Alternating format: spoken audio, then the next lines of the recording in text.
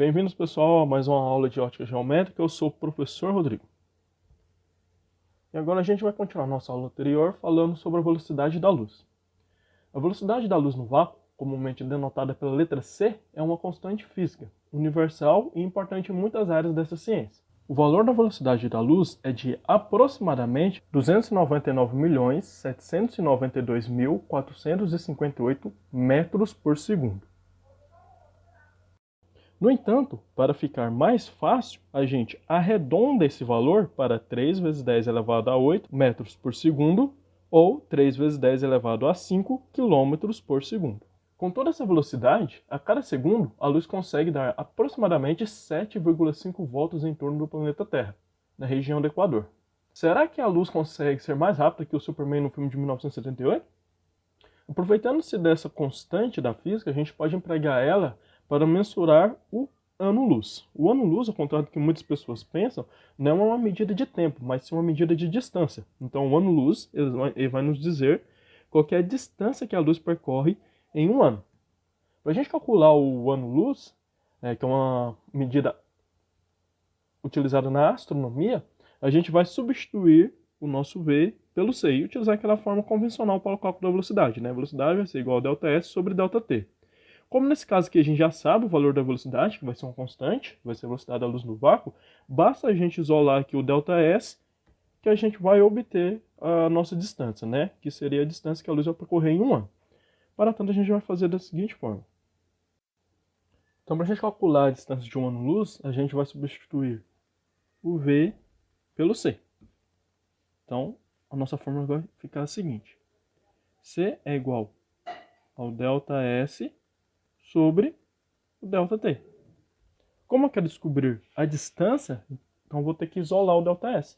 Dessa forma, a gente vai ficar com ΔS vai ser igual a C vezes ΔT, onde aqui eu só passei o ΔT multiplicando pelo C. Tá, o ΔS é o que nós queremos descobrir. O C é a velocidade da luz, no caso, 3 vezes 10 elevado a 8 metros por segundo. E o ΔT vai ser o tempo. E esse tempo vai ser o tempo de um ano. Só que a gente tem que converter esse tempo para segundos. Então, para a gente fazer isso, primeiro a gente vai colocar aqui o ΔS. O C, vamos substituir o valor.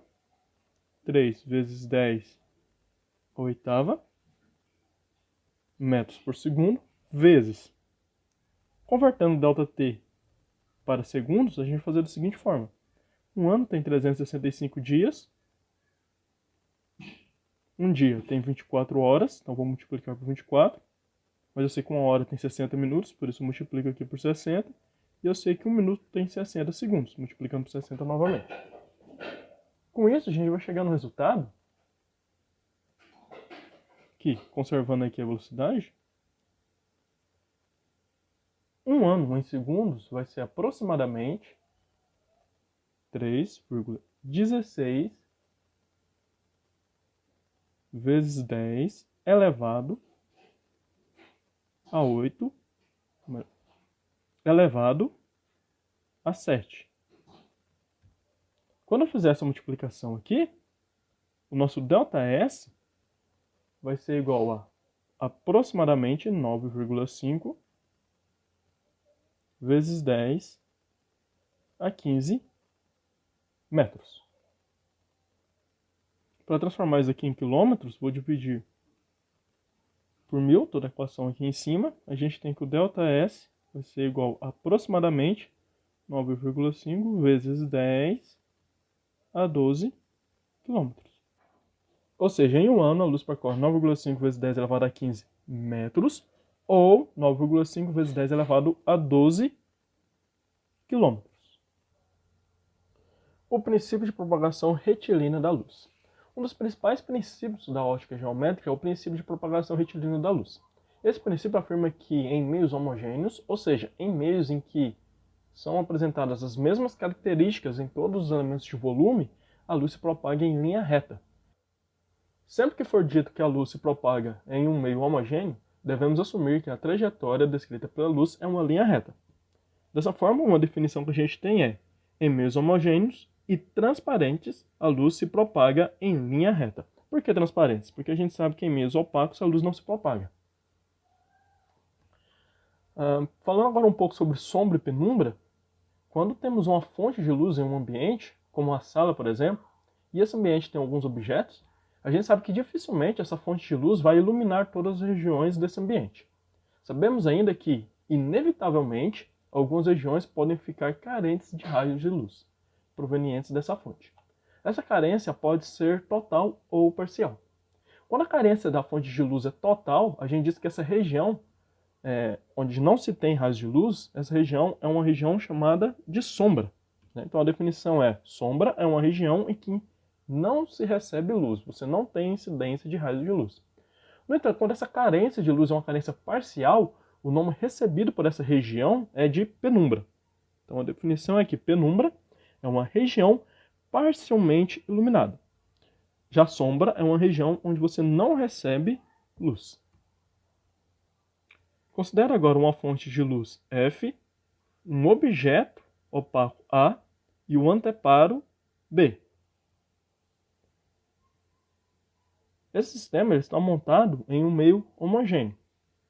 Observe que na região atrás do anteparo A, existe uma região onde a gente tem ausência total de raios de luz. Essa região se contrapõe à parte iluminada no anteparo B. Sendo assim, a gente diz que aqui nessa parte aqui a gente tem a formação de uma sombra, porque essa região aqui ela não recebe luz proveniente da fonte F. Consideremos agora uma fonte de luz extensa, AC. A gente observa que os raios provenientes dessa fonte, esses raios vão tangenciar o nosso obstáculo. Nessa região aqui, imediatamente atrás do nosso obstáculo, a gente vai ter a formação de uma sombra, porque aqui a gente não tem incidência de nenhum raio luminoso. No entanto, no ponto P, por exemplo, a gente observa que ele recebe um raio luminoso proveniente do ponto B. Já o ponto C, a gente tem um tangenciamento do raio luminoso proveniente desse ponto nessa região aqui. Sendo assim, a gente diz que essa parte aqui, onde a gente observa o ponto P, essa parte é uma parte parcialmente iluminada. Sendo assim, você tem a formação de penumbra. Como esse nosso desenho é simétrico, a gente observa a formação de penumbra aqui embaixo também. Então, já nesse objeto aqui, nesse exemplo aqui, nesse sistema, a gente tem a formação tanto de sombra quanto de penumbra. Falando um pouco agora sobre o eclipse solar. Bem, o eclipse solar acontece quando a Lua se posiciona entre o Sol e a Terra. Isso faz com que a luz do Sol seja bloqueada. Como o Sol é uma fonte de luz extensa e muito maior do que a Lua, o bloqueio da luz pela Lua pode ser total ou parcial. Se uma pessoa encontra-se na região de bloqueio total da luz do Sol, essa pessoa se encontrará na região chamada como umbra ou sombra. Esse observador verá um eclipse total da Lua. Por outro lado, se uma pessoa se encontra em uma região de penumbra, ou seja, na região onde não se tem um bloqueio total da luz solar, essa pessoa observará um eclipse parcial do Sol. A gente observa dessa forma que em um eclipse solar, a fonte de luz é o Sol, a Lua ela vai servir como obstáculo e a Terra vai ser, no caso, o anteparo. A câmara escura com orifício é um objeto fechado construído com material opaco, para se evitar a entrada de luminosidade em seu interior. A única forma pela qual a luz pode entrar em uma câmara escura é através de um orifício, feito em uma de suas paredes. Então, por causa do princípio de propagação retilínea da luz, se a gente colocar um objeto aqui a uma distância A da câmara escura, a gente observará a formação de uma imagem no anteparo na parede oposta ao orifício. Essa imagem pode ser observada caso você construa uma câmara escura e coloque atrás, na parede oposta, você substitua por um papel manteiga. Em uma câmara escura com orifício, pode ser facilmente construída. Para tanto, basta utilizar uma caixa de papelão. Pode ser caixa de sapato ou até mesmo uma lata de alumínio. Para que se possa visualizar a imagem do objeto projetado no anteparo dessa câmara escura, você pode substituir essa parede oposta ao orifício por um papel manteiga. Bem, através dessas dimensões aqui, tanto do objeto quanto da imagem formada pela câmara escura e pela distância que a gente tem do objeto até a parede da câmara escura e da imagem até o orifício da câmara escura, a gente consegue obter a seguinte relação. M, onde M é a altura do objeto dividida por N, que é a altura da imagem, vai ser igual a A, que é a distância do objeto até a câmera, dividido por B, que é o comprimento da câmera. Essa relação da câmara escura pode ser obtida através de semelhanças de triângulo. Então, no caso aqui, quando a gente tem o nosso objeto aqui,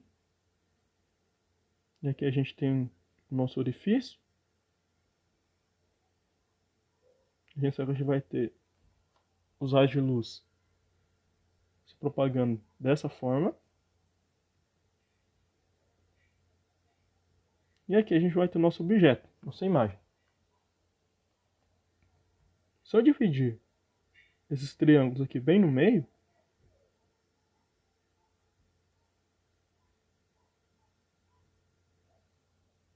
a gente consegue formar dois triângulos retângulos, para ficar uma forma mais fácil de você trabalhar.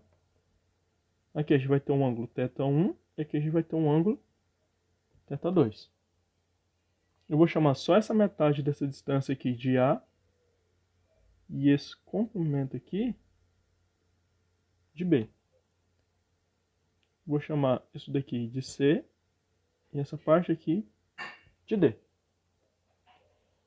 Os ângulos aqui, eles são semelhantes, eles são iguais. Então, se a gente calcular a tangente do ângulo θ1, ela vai ser igual à tangente do ângulo θ2. Mas a gente sabe que a tangente vai ser nada mais nada menos que o cateto oposto a esse ângulo sobre o cateto adjacente. Então, a gente tem que tangente θ1 vai ser igual a A sobre B. E, da mesma forma, a tangente θ2 vai ser D, que é o cateto oposto ao ângulo θ2, sobre o cateto adjacente, D sobre C. Mas sabendo que A é a metade da distância, se eu quero a altura M, basta multiplicar por 2. Então, M é igual a 2A. A mesma coisa vale para o lado de cá, onde o N vai ser igual a 2D. Sendo assim, a gente tem que ir multiplicando aqui e aqui por 2. Eu não vou interferir em nada na minha igualdade. E com isso eu posso substituir esses valores aqui. Posso substituir o 2A por M. Então, M sobre B é igual a 2A por N. N sobre C. Uma coisa que eu posso fazer aqui é inverter o N com o B. Com isso eu vou ter que M sobre N é igual a B sobre C. Não vou utilizar o formalismo matemático bem restrito, mas só dando uma dica para vocês. Basicamente o que eu estou fazendo aqui é multiplicando toda a equação por B sobre N. Então, dessa forma aqui, o nosso M vai ser a altura do objeto, o N a altura da imagem, o A a distância do objeto até a câmera, e o B vai ser o comprimento da câmera. Em outro momento, vamos fazer alguns exemplos para compreendermos como relacionamos esses dados. Falando agora sobre o princípio de reversibilidade dos raios de luz. Esse princípio, ele diz que a trajetória seguida pela luz, num sentido, é a mesma quando o raio troca o sentido do percurso. No caso, o que eu estou querendo dizer com isso? Você tem uma fonte F nessa região aqui, vamos chamar essa região, esse ponto, aliás, de ponto A, e eu tenho um observador, tá aqui o olho do observador, no ponto B. Suponha que essa fonte seja uma lanterna. Se eu emito essa luz aqui em um espelho, a luz vai bater e vai refletir e o observador vai ver o raio de luz incidindo no seu olho. No entanto, agora, se eu troco o observador de lugar com a fonte, se eu coloco o observador agora no ponto A e a fonte no ponto B, e eu faço com que a lanterna, o raio de luz, novamente bata na mesma região do espelho, essa trajetória aqui ela vai ser exatamente igual a essa. Ela vai ser a mesma trajetória, o que vai mudar vai ser só o sentido. A mesma coisa acontece aqui. Se eu tenho uma lanterna no ponto A eu tenho um vidro aqui agora nessa região e um observador aqui no ponto B. Tem uma refração da luz, um pequeno desvio da luz. E se a gente mudar aqui, colocar agora a lanterna no ponto B, nossa fonte de luz, e o observador aqui no ponto a trajetória aqui ela vai ser a mesma. O que vai mudar vai ser o sentido de propagação da luz. Ou seja, se a gente troca a fonte de lugar, a trajetória é a mesma, mas o sentido de propagação ele é invertido. Dessa forma, se tem duas pessoas em frente a um espelho, e a pessoa de camisa azul consegue ver os olhos da pessoa de camisa vermelha, é normal a gente esperar que a pessoa de camisa vermelha consiga ver os olhos da pessoa de camisa azul. E isso, de fato, é o que acontece. Em outras palavras, se você observa uma pessoa pelo espelho, essa pessoa também pode te observar. Ou seja, não tem como você ver sem ser visto. Sendo assim, a trajetória seguida pela luz independe do sentido de propagação. Ou seja, se você está aqui e aponta uma lanterna para o seu amigo, você tem um amigo de casa, os dois apontam uma lanterna um para o outro, os raios de luz vão se coincidir. Agora pensa que louco seria se você estivesse aqui, apontasse a lanterna para o seu amigo, e o seu amigo de cá fizesse o mesmo, os raios de luz se desviassem. Isso seria um mundo bastante bizarro. Vamos falar agora sobre o princípio de independência dos raios de luz. Bom, sabemos que, por observação, que os raios de luz não interagem entre si. Ou seja, quando os raios de luz ou feixes de luz se cruzam, eles continuam sua trajetória individualmente, sem interferir na trajetória um do outro. Uma outra forma da gente enunciar esse princípio é, quando os raios de luz se cruzam, cada um deles segue o seu trajeto como se os outros não existissem.